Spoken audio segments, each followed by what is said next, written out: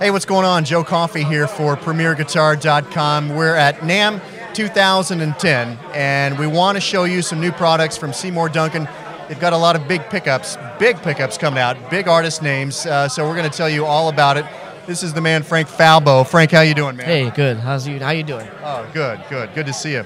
Hey, we were talking about this a while ago. These artists are huge, man. That's true. Yeah. Today, at this NAMM show, there is a focus on artists.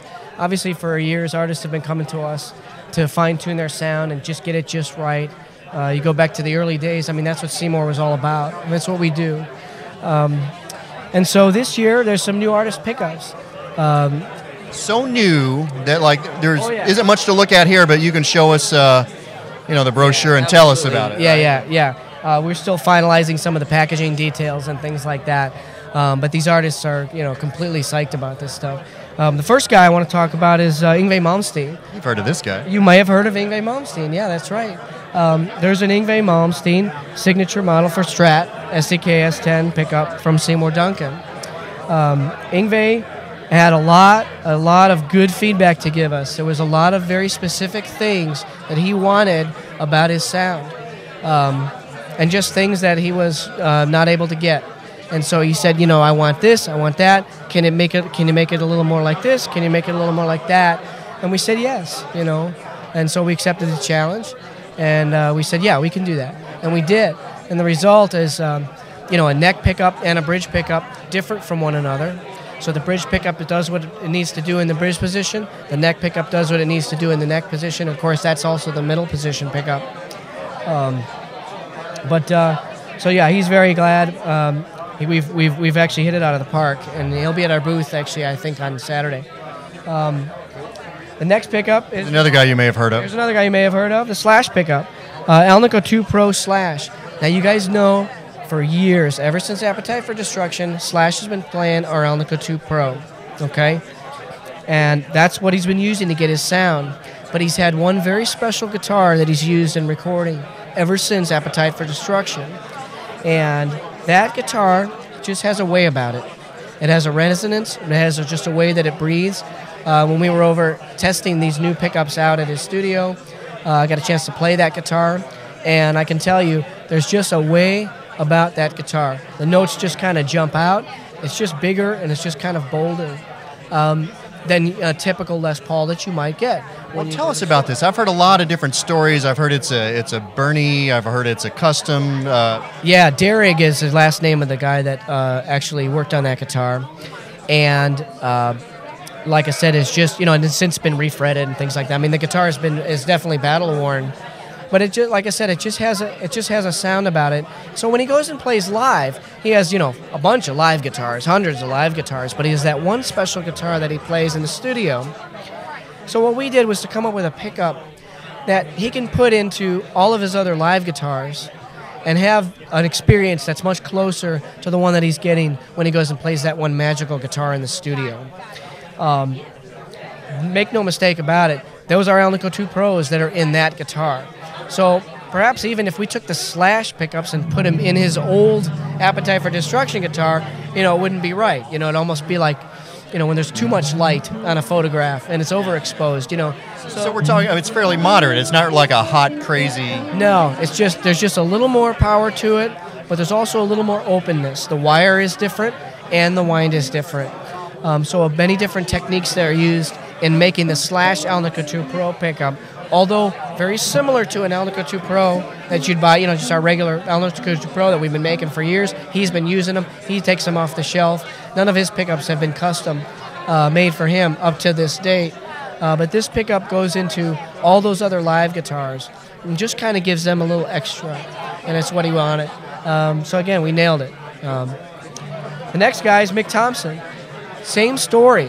Mick Thompson switched to our Blackouts. He loves our Blackouts. He's been playing them. But he came to us and said, if I just had a little more of this, a little more of that, it'd be perfect for me. And so we said, yeah, okay, no problem. A little more top-end cut, like just a little more crispness up on the real high treble area, and then a little tighter low end. When I say tighter low end, I don't mean less low end, but the corner frequency of when the low end starts to be attenuated so that it stays clean has been shifted up a little bit. Which makes sense. He's so aggressive. Yeah. Everything's compact. It's an active signal too. Yes, it is.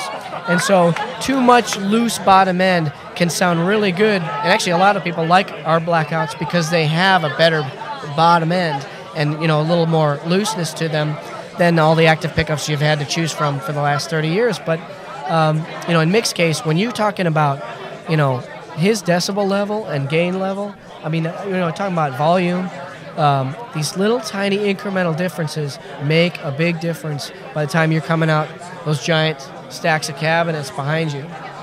And so that was our intent, was to just take it to just that next level. A couple new 7-string pickups coming out, Custom 5 and the Full Shred. These are 2 pickups that 7-string forum guys have been asking us for.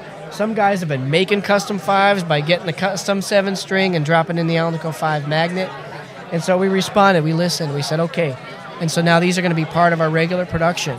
The Custom 5 and the Full Shred. Full Shred is very tight. It's one of those pickups that had a lot of popularity when it first came out, late 80s, early 90s.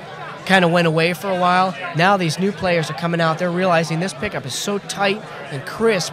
You can use it for drop tunings. You can use it for the low B on a 7-string, and it's great. It stays nice and tight. So we're very pleased to offer that to the 7-string guys. The big one though on the 7-string side is a couple of 7-string single coils. Okay. For years, there has not really been a 7-string true single coil out there for people to choose between. And we've got our vintage Staggered and our custom, our 2 most popular 6-string single coil pickups, now available in 7-string. You know what the vintage Staggered is? That's a low output, vintage pickup. Works great with Alnico. Yeah, Alnico 5. Yeah, both of them are. Works great with like the 59, the Jazz. Even for a vintagey tone between like a JB7 and a 59-7 in the neck. The custom Staggered is a little higher output. Custom Staggered is the pickup that you'll find in David Gilmour's signature Strat in the bridge position. So over here on the 7-string side, again, it can be used in the bridge if you had a 7-string Strat type guitar. It can be used in the middle between a couple of high output pickups like a Full Shred set maybe, or a Custom 5 with a 59 in the neck. But just a great offer, just a authentic, true, properly made single coil pickup. And finally, P-Rail's hot. If the P-Rails has been wildly successful, 2 to 3 times what we actually predicted. So we're very happy with the warm reception we've had on P-Rails. And so to take it to that next level, we have the P-Rail hot. It's a bridge pickup, so you would pair it with the original neck pickup. But this P90 is just wound, just overwound, just nasty, raw, aggressive. So, I mean, if that's the kind of P90 sound you wanted in the bridge, the P-Rail's hot. That's your bridge pickup. As a humbucker, it's huge. The DC resistance on the whole pickup is 23K. But the P-Rails is kind of like a woofer and a tweeter. So even at 23K, it doesn't sound muffled and thick like it would if it was just a regular bar magnet humbucker at 23K. You couldn't play it. It'd sound terrible. And the P-Rail's, totally different design. So you can actually do that and still have top-end clarity. The rail coil, it's powered. The whole pickup's powered by Alnico 8. So, like I said, just absolutely rude P90. But that rail coil being powered by the Alnico 8 has a lot more output to it as well. So everything is just a little bit bigger, a little badder, a little bolder. And that's what we have here for you guys at NAMM. It makes me wonder, you guys could have come out with some type of bridge position P-Rail when you came out with the P-Rail. I'm going to guess, were you guys just continuing to tweak it and work on it and get it just right? Yeah, basically when the P-Rails came out, it was so new and so fresh. Basically you say, all right, the P90s are going to be just good old rockin' vintage sounding P90s, and that's going to be your bridge and that's going to be your neck. And that basically dictated the design. Luckily, P-Rails have been very successful. And so it's given us license to actually come up with the other iteration. And there may be more to come. Custom shop can build you any kind of, incarnation you want of this pickup. But to offer to the public as another model, we came out with the hot version in the bridge. Frank, thank you so much for your time, man. Oh, thank you. It's always a pleasure, man. if people want to find out more about these pickups, where can they go online? Of course, you go to SeymourDuncan.com, and the new stuff has been uploaded as of now, so you should be able to find it. And of course, check out our forum too. They're talking about all this stuff like crazy. All right, I'm Joe Coffey. You're watching PremierGuitar.com.